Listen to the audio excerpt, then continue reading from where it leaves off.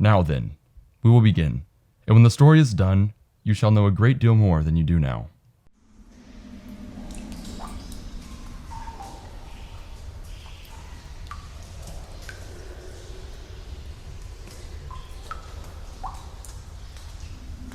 Once upon a time, there was a terribly bad hobgoblin. One of the wickedest sort, but this particular day he was in a very good humor, because he had just finished a mirror which had a very peculiar power. Everything good and beautiful that was reflected in it seemed to dwindle to almost nothing at all, while everything that was worthless and ugly became most conspicuous and even uglier than ever. In this mirror, the loveliest landscapes will look like boiled spinach, and the very best people will become hideous, their faces distorted beyond any recognition. If a good thought passes through their mind, it will be so misrepresented in the glass that they will be ashamed they thought it. And the goblin laughed aloud at his ingenious invention. All those who went to the hobgoblin's school, for he had a school of his own, told everyone that a miracle had come to pass. They were so proud of the mirror that they were going to take it to the King of Goodness himself and scoff at his twisted reflection. But the mirror slipped from their hands. I'm sorry! When it hit the ground, it shattered into hundreds of millions of billions of bits, or perhaps even more. And now it caused more trouble than it did before it was broken, because some of the fragments were smaller than a grain of sand, and these were caught up by the wind and sent flying throughout the wide world. Some got in people's eyes, and they would stay there. The pieces of mirror were a curse that distorted everything the people saw, and made them see only the bad side of things. A few people even got a glass splinter in their hearts, and that was a terrible thing, for it turned their hearts cold like lumps of ice. The goblin fiend was so tickled by it all that he laughed till his sides were sore, for he leapt at any opportunity to send more pain into the world. Bits of mirror are still flying through the air, and now you shall hear what happened to the last of them.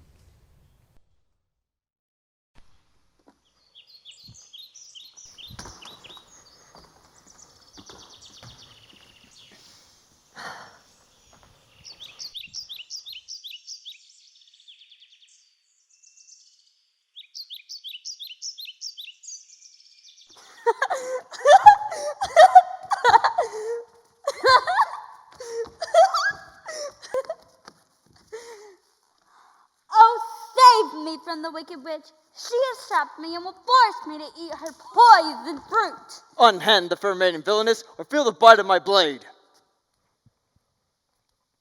Oh, come on, Ritva. Pray, do not provoke the demon, brave knight. I'm not afraid of this hag with her shawl and basket. Be careful, Sir Kai. Things are not always what they seem. How did you know my name? Because I tried to warn you. I am the Snow Queen in disguise. And now I will unleash my army of snowflakes like a hive of bees around you. They will whip and sting you until you are so cold you cannot move. Have mercy on him. She's the Snow Queen. She has no mercy. That's right. Now I will turn you to a monster, half man, half beast. Come on, that's already been done. Okay. Well, then I'll turn you into a troll, cursed to steal. Come on, Ritva. Let me finish. I was getting somewhere. Not quickly. Well, what would you suggest? I suggest that I break free from your spell by the power of love that I have for the Princess Gerda. I grab her hand and we dash out into the drawbridge. No, Kai, Gerda, don't go out there. Seriously, one false step and it's a long way down. Oh, come on, Ritva. We're just playing. You know, you look like a grumpy old grandmother when you do that. Do what? And the two whippersnappers better come down from there before you break your neck. Well, it's true. You've got to be a lot more careful if you want to make it the 6 more years it takes to reach my advanced stage. Oh, thank you for looking out for me, grandmother. Somebody's got to, Kai. See? And you were right on the edge of the forbidden part of the woods. And you know they're called forbidden for a reason. On the edge of the forbidden forest, it's forbidden for a reason. Oh, look at me, I'm Ritva. You're right. I'm like an old lady. Oh, but in the best way. Indeed, you are the bestest teenage grandmother a guy could want, especially at telling stories. Speaking of which, do you have your storybook with you, Grandmother Ritva? She doesn't need it. She basically has it memorized. Come on, Grandmother, give us a story. Oh, I wish I could, my younglings, but I'm afraid it's hi-ho and off to work I go. I've got to get these cuttings back to my rooftop garden if I want any hope of them surviving.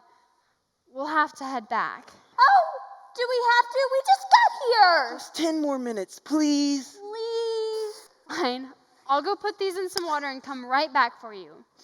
But you must stay in this clearing. Here, I'll leave my book with you. As long as you're careful with it.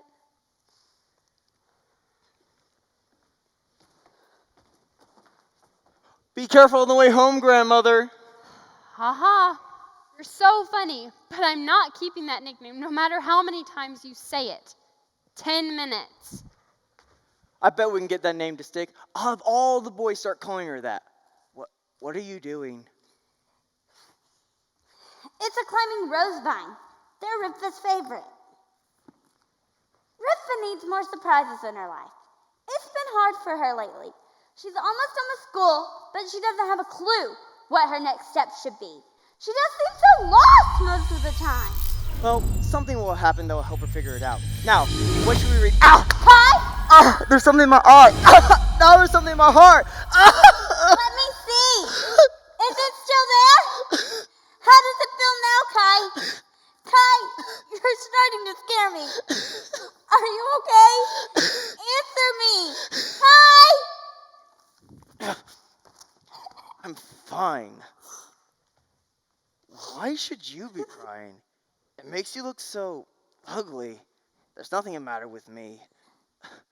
Look, these roses, they're all worm-eaten. And that one, it's crooked. All these roses, they're just as ugly as they can be. Kai, what are you doing? Come on, let's go home. Something's wrong.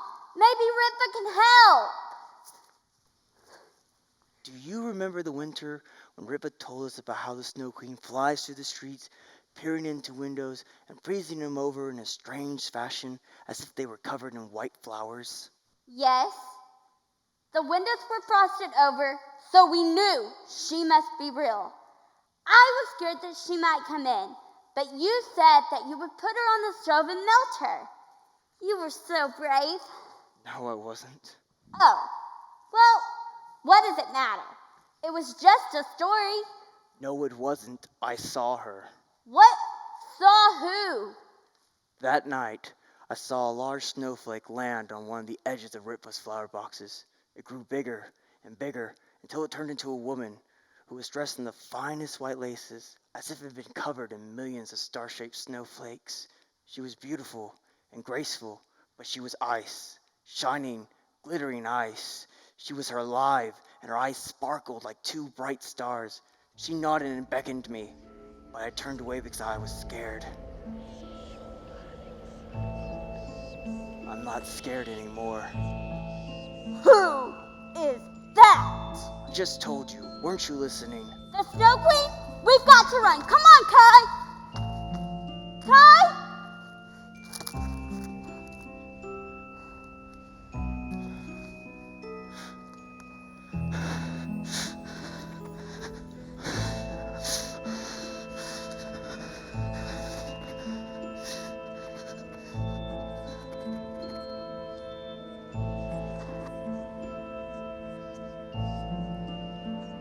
Are we going far? Gerda and Grandmother will throw a fit if I don't come right back.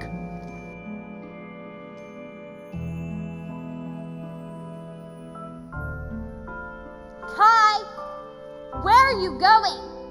She's taking you into the Forbidden Woods. Who are you? Can I have another kiss? I'm still a bit cold. No, you don't want any more kisses. Remember Ripa's story? Her third kiss is death. Those stories are for babies. I've outgrown them. I can't imagine a more clever, prettier face than yours. I think you're perfect. Kai, wait. Please don't go. come back!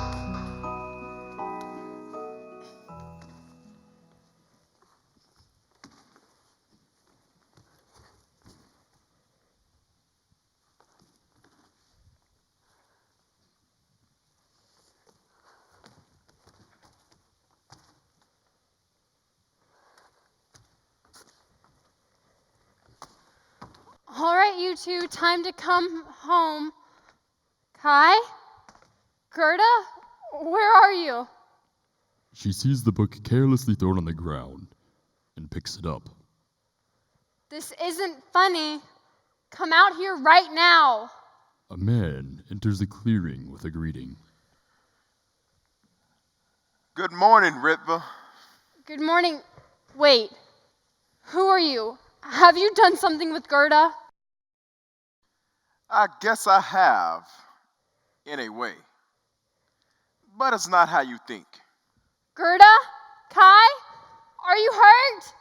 She looks around, frantically. Who's there? Look, I'm not here to hurt you, or Kai, or Gerda. Don't be afraid. Too late. My sister and her friend are missing, and you say you've done something with them. Where are they? That is a very good question. You've had a few questions, actually. So first, I am the author. Hello. And secondly, as far as Gerda is concerned, I will consult your book there. My what? Your book of stories there. Now, I know that you have them all memorized, but I'm sure you may be surprised by a new story in there today. Ritva opens the book, and the flower Gerda put there falls out. A climbing rose. My favorite. It is her favorite flower. She picks it up. Okay, what is that? What is what? The man looks around and shrugs. That. Oh, that's the narrator. He'll be here helping you navigate your story, and we'll come back to him later. Did you see it? Ritva looks at him quite confused. He motions towards the book of stories in her hand. The Snow Queen? Yes. It took me a while to get the title just right for the story that I wanted to tell. This wasn't in here before. What's going on?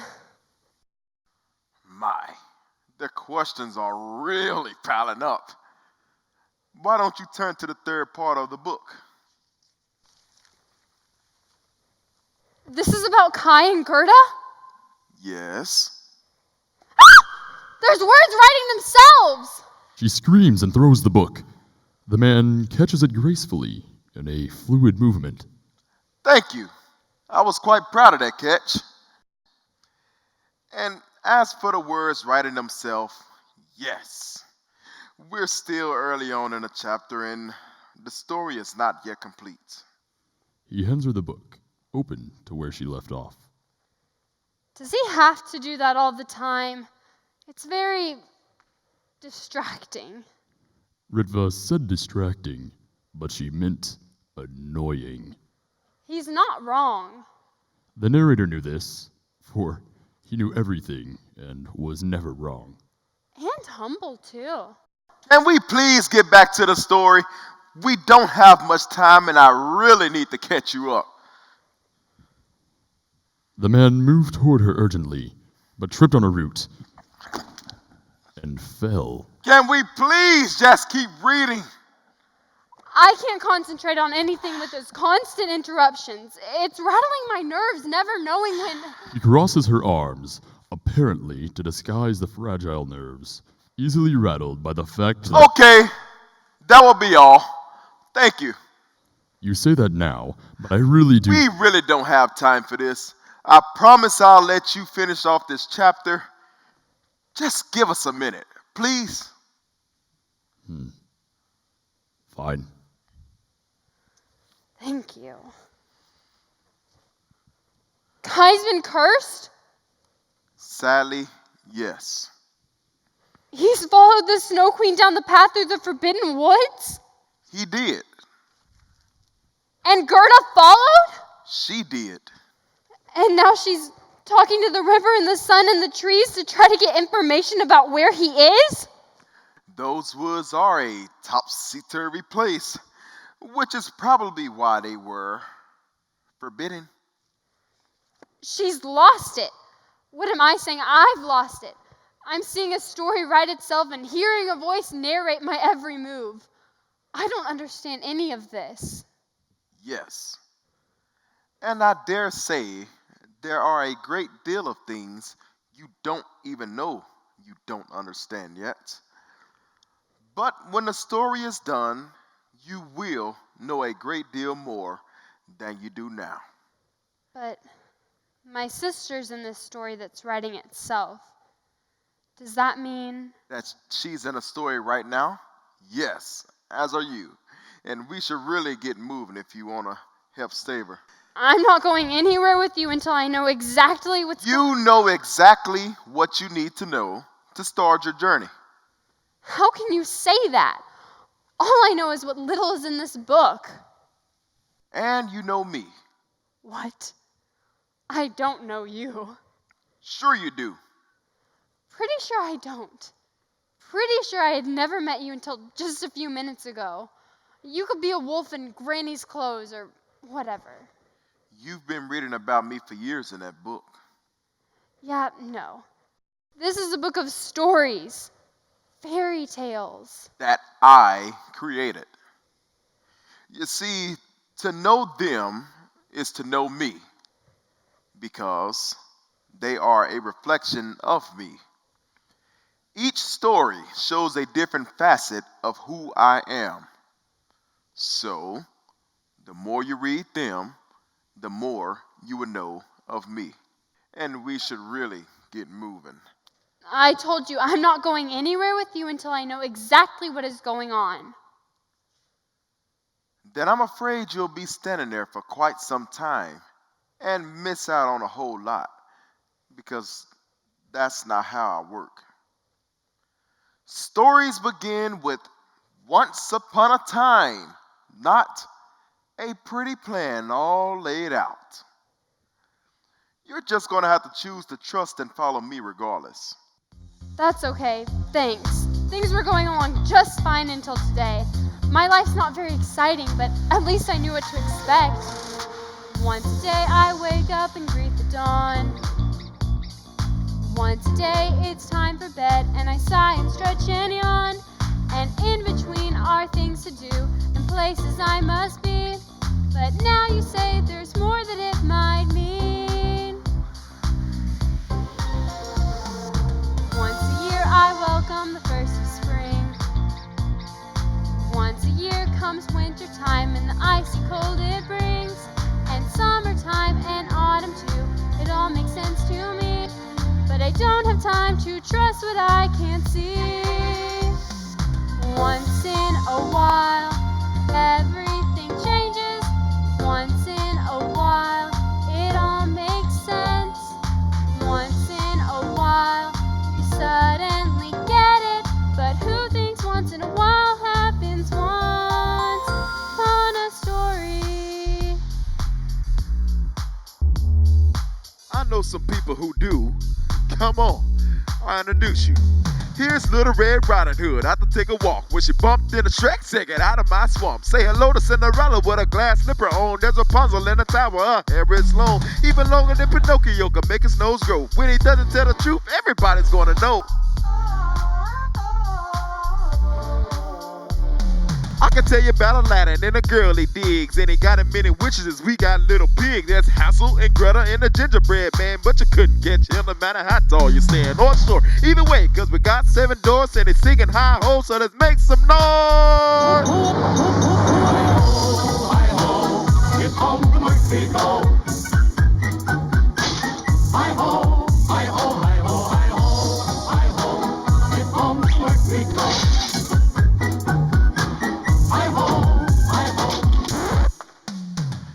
Mary Poppins jumping is with Jen and Michael Banks. Peter Pan and Captain Hook, gonna make him walk the plank. As for him, Mr. Frodo, what a shire. He's got one ring to rule them all, and in case you should inquire, that tricky feline is Puss in Boots with some fancy footwear straight out of Mother Goose. So Alice went to Wonderland, Dorothy went to Oz. Belle went to the Beast and she loved them like it was. Bo Peep needs her peeps to have a find a lost sheep. Peeping Beauty's doing nothing cause you still fast asleep. By the time she pricked the finger on the spinning lover spinning wheel and needs a handsome prince to give a kiss and wake her up for real.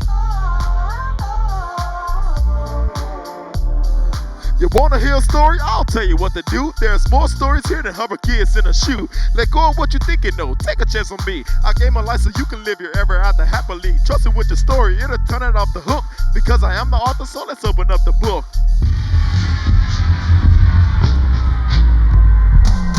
Once in a while, everything changes. Once in a while, it all makes sense. That's right. Once in a while, you suddenly get it. He makes once in a while happen once on a story. Once I thought that stories were make-believe. Once they're happy ever after seemed a bit naive. But even though it goes against the things I've always known, you call me to a world beyond my own. Once in a while, everything changes. Once in a while, it all makes sense. Once in a while, you suddenly get it. He makes once in a while happen once. Upon a story. Once upon a once. Upon a story.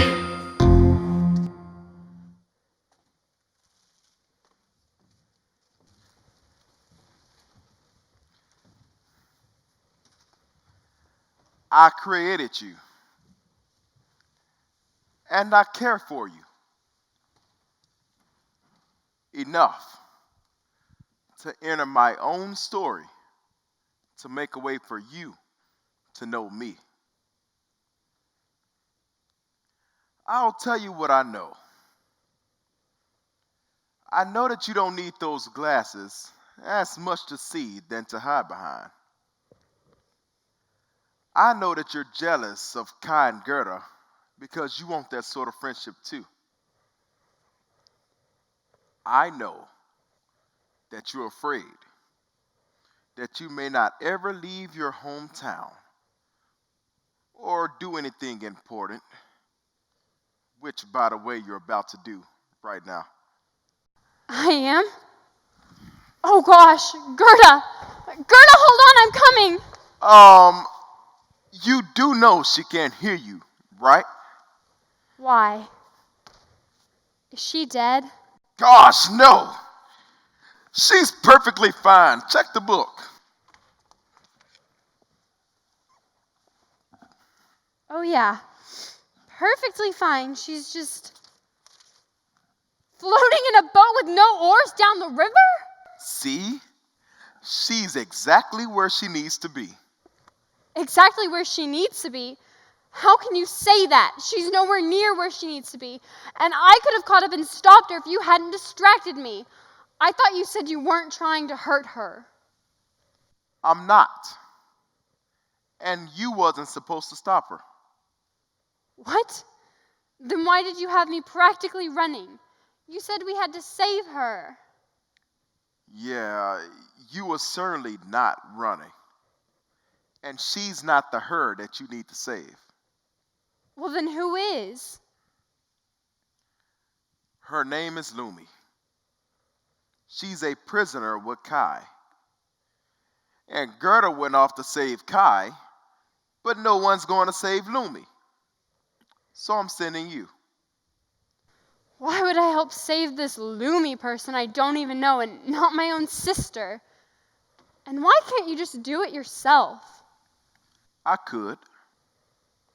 But I'm asking you to join me because it will be best for you. And ultimately, Lumi, if you would choose to trust me. How would it be better for me to go gliding down a path through the forbidden woods? Oh, we're not taking a path through the forbidden woods. That's the path that Gerda chose. Right. So we should follow. No, we should follow this path. This is my path for you. Yeah, that's a hard no. A lot of the bad things that happen in my storybook start with someone taking a random path through the woods. But they come out the other side, don't they? And stories would be a lot less interesting if people were afraid to face the unknown and stay where they were most comfortable, right? I guess, but they don't always have a choice. Oh, there's always a choice. I don't force anyone to follow my way. You could stay on that broad path that seems safe and easy at first, but only ends in pain. Or you could choose to trust me, turn to the narrow path, and find out what's on the other side of pain. I cannot promise that it will be safe and easy or anything like what you imagine. But I can promise that it will be a better story than what you can write on your own. You've met the others who chose my way over their own. But now it's time for you to decide. What will you choose? And with that, Ritva took her first steps down the author's path, not knowing the dangers that lie ahead of her, the darkness she would encounter. At the bend in the path, she looked back to see the crowd of story characters, a cloud of witnesses to her choice. They welcomed her, and you, dear friends, to the beginning of a new adventure with a hearty shout!